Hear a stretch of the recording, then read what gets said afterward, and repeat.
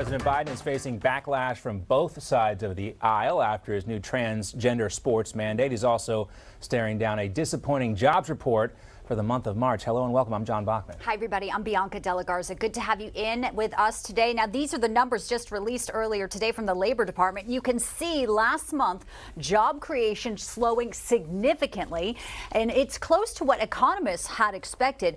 But the total was the lowest monthly gain since December 2020. It also comes amid efforts from the Federal Reserve, of course, to slow labor demand to try and cool inflation. Now, these numbers come as job cuts have soared in 2023, an increase of 396% from the same period 1 year ago. The damage was especially bad in the tech industry, where companies announced more than 100,000 layoffs so far this year.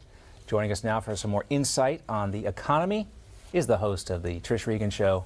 Trish Regan, hey, great to see you, Trish. Hey, great to see both you guys. Yeah, bad news again. But what do we expect really from this administration that has repeatedly shown us they can't get anything right? Not on international policy, not on economic policy, certainly not on social policy, not on border policy. And thus, John, Bianca, I suspect if we're not already in a recession, we are indeed heading towards that. That's the reality of these job numbers. We're not adding as many as we want to be adding if we want to continue going. Now, this does give the Fed a little bit more wiggle room to move interest rates higher. Now, normally you'd say, oh, well, that's not good. But look at inflation. I mean, this is what you call good old-fashioned Carter 2.0, 1970s style inflation. That's what we have. Stagflation. In other words, low growth, high inflation equals stagflation, not what you want.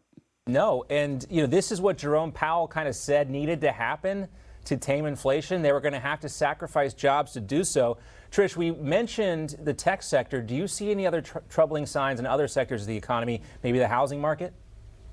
Sure, the housing market. I mean, think about this. If they raise rates, guess what? If you were thinking about buying a house, you're not going to be able to afford as much house, right? Because your mortgage rate's going to be higher, thus your monthly payment's going to be higher. Thus, everyone's house value, which the majority of Americans have most of their savings in, is going to decline. We're up against a lot of things. We're up against a lot of threats, even to our currency as we know it, John and Bianca. There's a lot sort of going on in the global picture right now in terms of China and Russia teaming up on the international front in an effort to, and they're not going to do this tomorrow, trust me, but they want to eventually basically bump the U.S. dollar aside as the world's reserve currency.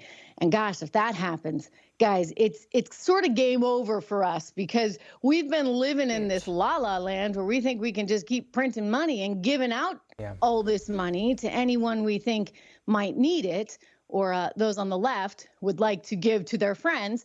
And consequently, at some point, it's going to come back to bite us, and it will bite us hard. Yeah, huge ramifications as the dollar, again, is under attack by BRICS countries and, as you said, China. So, Trish Regan, always great to have you. Fantastic insight as we tear through these numbers and what's ahead for hardworking Americans. We certainly appreciate it this Friday.